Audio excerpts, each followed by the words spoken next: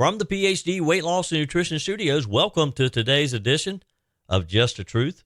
To lose weight for the last time, visit myphdweightloss.com. Joe Biden spoke for about 1 hour and 8 minutes from what I'm told. Did you stay up and watch the State of the Union last night? Depending on who you listen to, it was either a forceful State of the Union from a commander-in-chief in charge, or the flip side of that, it was a speech by an angry old man who is out of touch with the nation that he's trying to lead. Which speech did you hear? We'll break it down for you. Hamas has left ceasefire talks in Cairo without any sign of progress just days before the start of Ramadan. And a federal judge denied former President Donald Trump's request to delay enforcement and ordered him to pay E. Jean Carroll $83.3 million by Monday or post bond, according to a filing last evening. If you're older than 18 in South Carolina, you want to carry a gun without a permit, you'll soon be able to do so as soon as SLED works out the details of just how that's going to happen after Governor Henry McMaster signed into law constitutional carry. 864-477-JOEY, 864-477-5639.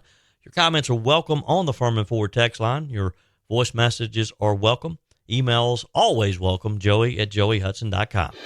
I told you we'd be back. And ye shall know the truth, and the truth shall make you free. It's Joey Hudson. I wanted to name it the Joey Hudson bill, but, they don't allow you to put names on bills. But I wanted to call it the Joey Hudson bill because I know that one's been near and dear to you for a number of years. That's how it's done. Let your voice be heard. And the truth shall set you free. Here's Joey Hudson. President Joe Biden's State of the Union speech was trashed by prominent political pundits for its political nature, with some likening it to more of a campaign speech than an overview of the state of the country. AEI senior fellow and former speechwriter for President George W. Bush, Mark Thyssen, wrote on X, this was during Biden's speech, attacking his opponent directly in the first minutes of his speech is unprecedented and perhaps the most partisan start to a State of the Union address in modern memory. Biden criticized former President Trump several times during his speech. Thyssen posted on X moments later, this man should never be allowed to take the rostrum of the House and deliver a State of the Union address again. As someone who helped write several State of the Unions and who reveres this important presidential institution, I'm stunned by his address. It's an utter disgrace. Georgetown law professor Randy Barnett also posted on X, does anyone remember a State of the Union speech so nakedly partisan as this one, in which the president repeatedly attacks his predecessor and prospective rival? I can't. And he did. He mentioned his predecessor. He never said Donald Trump, but he said predecessor a number of times. I hadn't had time to count it yet, but I'm sure we'll see that. Someone probably has by this point. Conservative radio host and author Mark Levin posted on X, his speech is nothing but a cheap and tawdry campaign speech. Former White House Press Secretary Ari Fletcher also posting on X, Biden is just off. His tone, his speed of delivery, his loud, punchy way of speaking is really weird. This speech is odd. Representative Scott Perry posting, instead of giving the State of the Union, President Biden is giving a campaign speech. And Fox News political chief correspondent Brent Hume posted, Biden lasted on foreign policy only briefly. Since then to this moment, all campaign stuff read at high volume. For a man speaking of a great comeback, he doesn't seem to be very happy. He seems angry. And that's what I thought. No, he didn't have any major flubs. He misspoke a few times, stuttered a few times. We all do that. I do that about every day. But I'm not president of the United States delivering a State of the Union either. But he did seem angry to me. Did he not to you? He seemed like an angry old man, sometimes shouting, yelling. And I'm sure that was his way of showing his forcefulness, showing I'm in charge. I'm not an old man. I'm ready to lead for another 4 years. I'm sure this is how his staff coached him to do this. Didn't come across quite like that, though. So where do we start? Maybe when Biden literally called out the U.S. Supreme Court justices who were sitting right in front of him, saying that they got Roe v. Wade wrong and seemingly threatening them and others, members of Congress who support the right to life, that women will be exercising their right at the voting booth, which will lead to wins for the Democrats in November. Like most Americans, I believe Roe v. Wade got it right. I thank Vice President Harris for being an incredible leader, defending reproductive freedom and so much more. My predecessor came to office determined to see Roe v. Wade overturned. He's the reason it was overturned, and he brags about it. Look at the chaos that has resulted.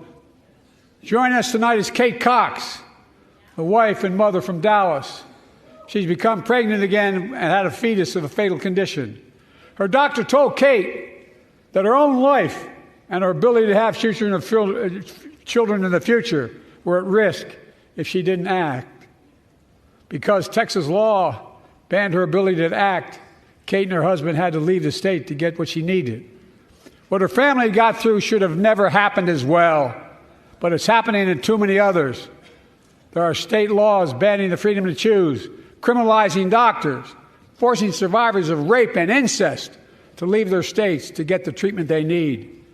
Many of you in this chamber and my predecessor are promising to pass a national ban on reproductive freedom. My God, what freedom else would you take away?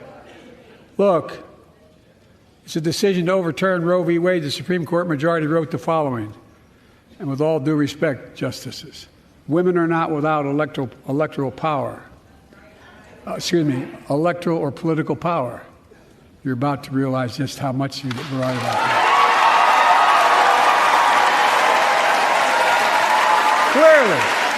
Clearly, those bragging about overturning Roe v. Wade have no clue about the power of women. But they found out when reproductive freedom was on the ballot. We won in 2022 and 2020, and we'll win again in 2024.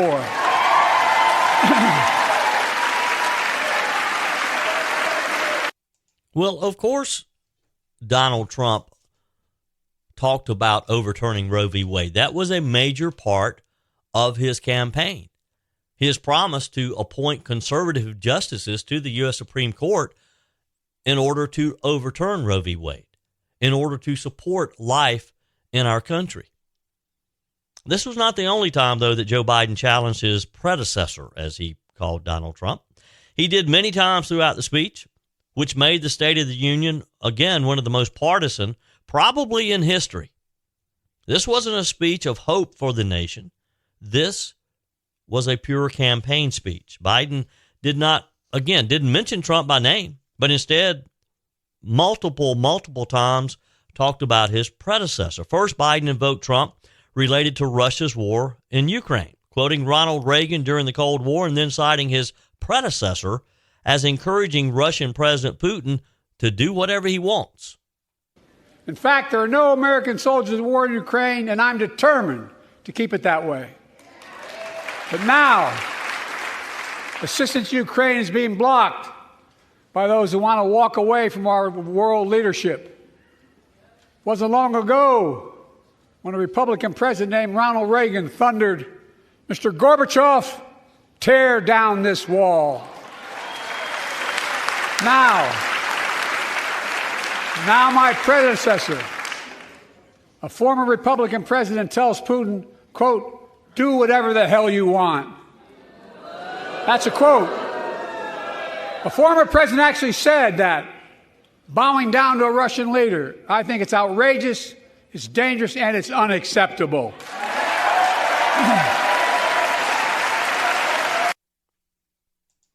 And then next, Biden invoked Trump again and GOP members of Congress related to January 6th, saying that his predecessor, and some of you pointing to referencing members, the GOP members of Congress, some of you here seek to bury the truth about January the 6th, he said.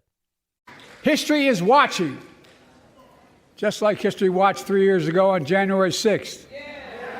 When insurrectionists stormed this very Capitol and placed a dagger to the throat of American democracy. Many of you are here on that darkest of days. We all saw with our own eyes the insurrectionists were not patriots. They'd come to stop the peaceful transfer of power, to overturn the will of the people. January 6th lies about the 2020 election and the plots to steal the election posed a gravest threat to U.S. democracy since the Civil War. But they failed. America stood strong, and democracy prevailed. We must be honest. The threat to democracy must be defended. My predecessor and some of you here seek to bury the truth about January 6th. I will not do that. This is the moment to speak the truth and to bury the lies. Here's the simple truth. You can't love your country only when you win.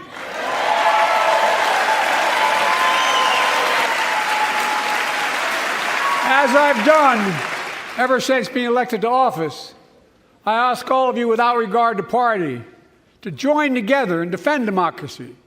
Remember your oath of office of defending against all threats, foreign and domestic. Respect free and fair elections. Restore trust in our institutions. And make clear political violence has absolutely no place in America, zero place. Again, it's not hyperbole to suggest history is watching. We're watching. Biden continued in a swipe at Trump, adding, respect free and fair elections, restore trust in our institutions, make clear that political violence has absolutely no place in America. But Biden, of course, quick to condemn the protests of January 6th, but where was Biden during the George Floyd marches and the times that these cities across the country were burned, police officers attacked? Where's Biden then? Later on immigration, the president pointed to the border bill that Republicans have opposed in recent weeks because it's a spending bill. Has nothing to do with securing the border. It's another way to spend federal tax dollars. Biden said, I'm told my predecessor called Republicans in the Senate and demanded they block the bill. He feels it would be a political win for me and a political loser for him. It's not about him or me. It's about America, Biden said. He then gave a direct message to Trump saying, if my predecessor is watching, instead of playing politics and pressuring members of Congress to block this bill, join me in telling Congress to pass it. And then one final thing. Biden also addressed his age, reminding the nation that he was elected to the U.S. Senate at the young age of 29, saying he had been told at times he was too young and at times that he's too old. In my career, I've been told I was too young. By the way, they're going to let me on the Senate elevators for votes sometimes. Not a joke. And I've been told I'm too old. Whether young or old, I've always known what endures. I've known our North Star. The very idea of America is that we're all created equal and deserve to be treated equally throughout our lives. We've never fully lived up to that idea, but we've never walked away from it either. And I won't walk away from it now. I'm optimistic. I really am. I'm optimistic, Nancy.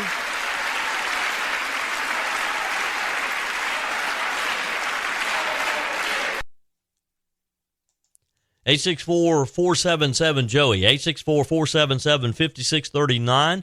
Your text or welcome on the Firmin Ford text line. All right, I always turn to you because you're the most politically astute, the smartest political analyst out there. Tell me what you think. What are your assessments of Joe Biden's speech last night? Which one did you hear? Did you hear the commander-in-chief who's in charge, ready to lead for another 4 years, that obviously that's what he was trying to accomplish? That's the one that the Democrats on cue including Kamala Harris sitting immediately behind the president. You could tell she'd smile real big and stand up and start clapping, while Speaker of the House Johnson sat there. So, and speaking of the speaker, there were times he would just roll his eyes, and I'm glad he did, at some of the things that Joe Biden said, particularly when he started off on January the 6th, and when he was saying things that were obviously politically in nature against President Trump. So which did you see? The angry old man, or the guy who wants you to wants America to send him back to the Oval Office for another 4 years? Love to get your thoughts on the Firmin Ford text line, 864-477-5639. Call, leave a voice message.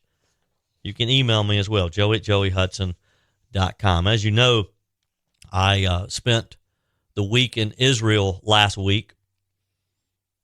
We're all wanting to see an end to the fighting over there, but not until it's right for Israel.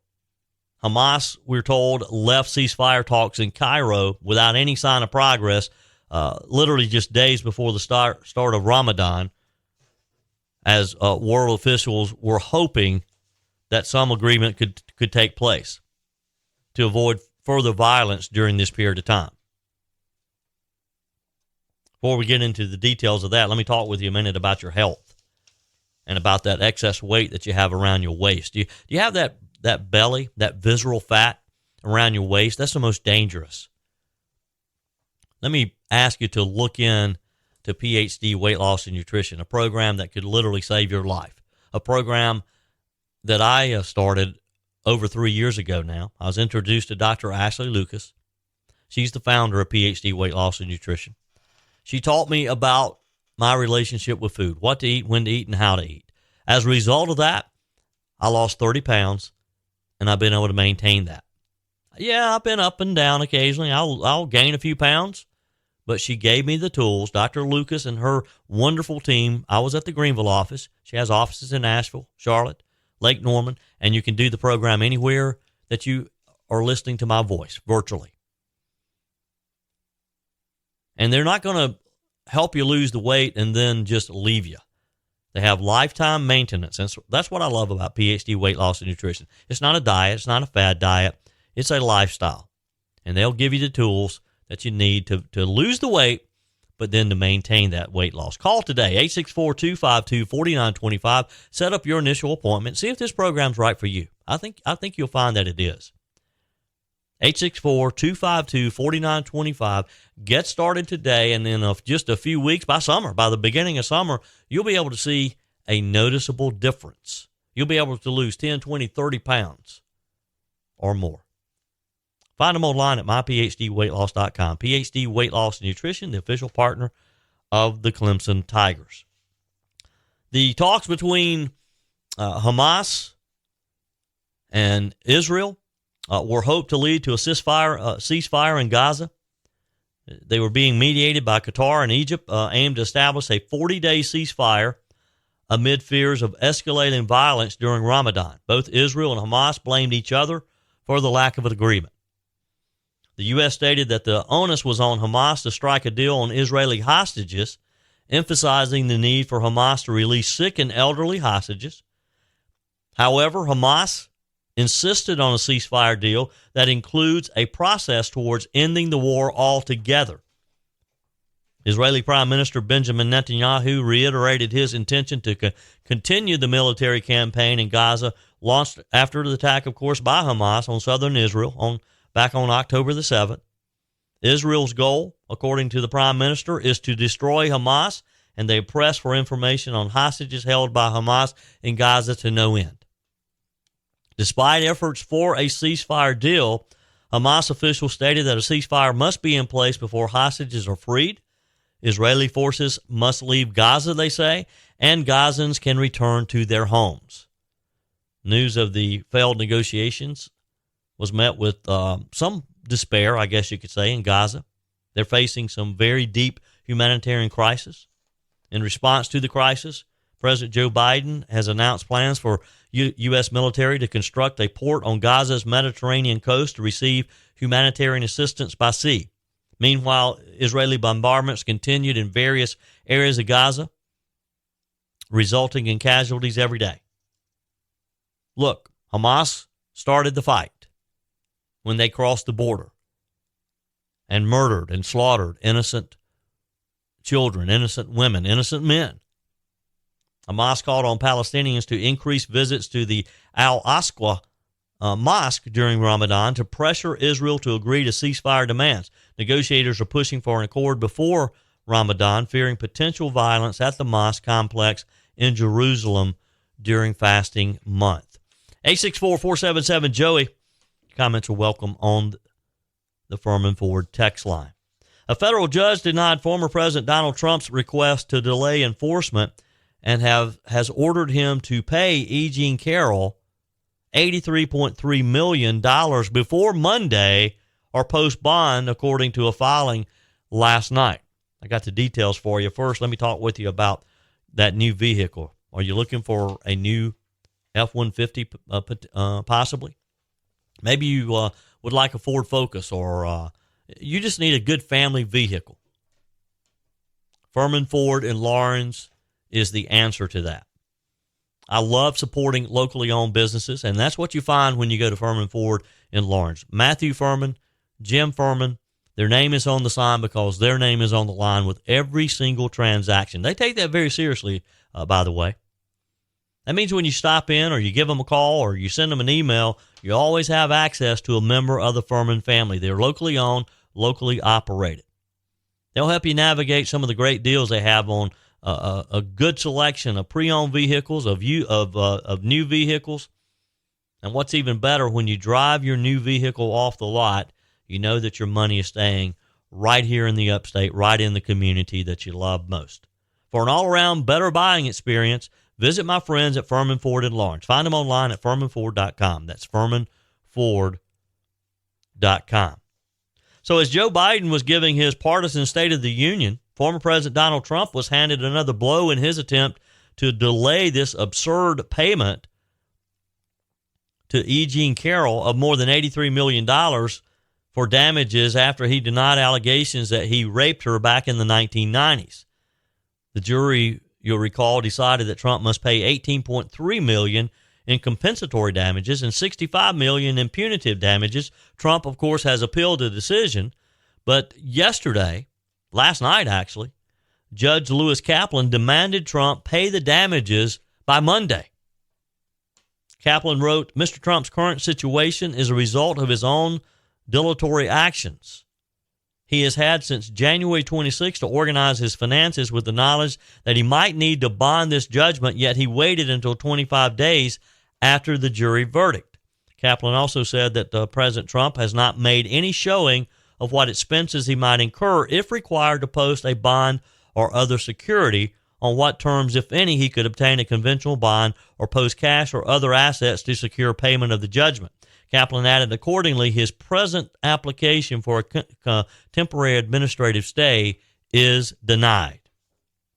Trump campaign communications director Stephen Chong blasted the ruling Thursday night, telling Fox that this is a continuation of a totally lawless witch hunt. He told Fox, President Trump filed a timely motion to stay the ridiculous judgment, and many courts, including the Second Circuit, recognize the importance of temporary administrative stays while such motions are being considered. We look forward to continuing to litigate the case and to complete vindication of the truth.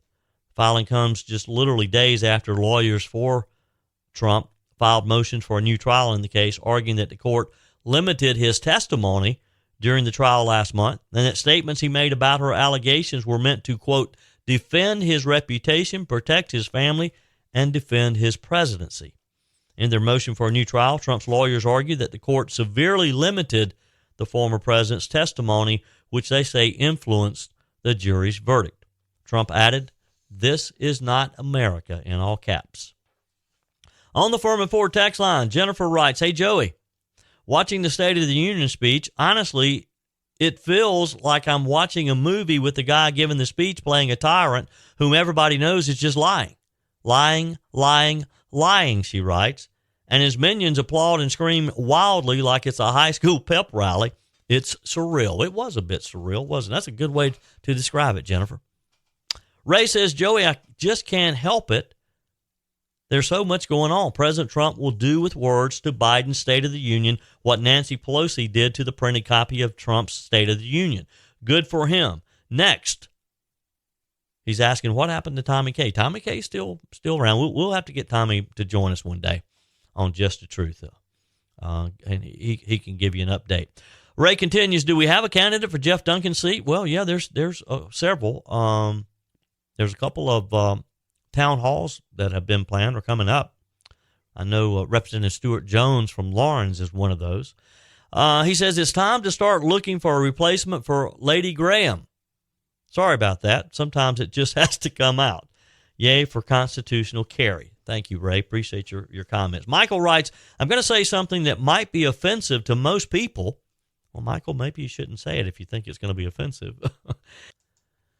But I had hoped that Joe Biden would do well in his speech. There's a reason behind it, because if he does a very poor job, that's going to push the Dems to get him out. He's asking if he gets through his speech without mumbling and bumbling, which, I think Biden probably did pretty good for Biden, other than if you just don't think about the message that he delivered. Michael says it's going to be a success in the eyes of the Democrats, and that's what we want. We want him to run against Trump. His bar is so low that all he has to do is just make it through the speech, which he did, and it's a success. Give me a break. Tony, hey, Joey, if walls don't work, why are they installing a wall around the White House before the State of the Union? Isn't that showing how much of a hypocrite they are?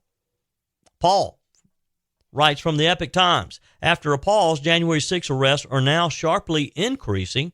I think the DOJ is trying to make a statement following Super Tuesday. You support Trump? We'll show you. I haven't seen that article, Paul, but I'm going to look it up. Katrina says, I think Biden was screaming last night like he sometimes does. Very annoying. Katrina, you're right. He was. Our text of encouragement today. What then shall we say in response to these things? If God is for us, who can be against us? Romans 8:31.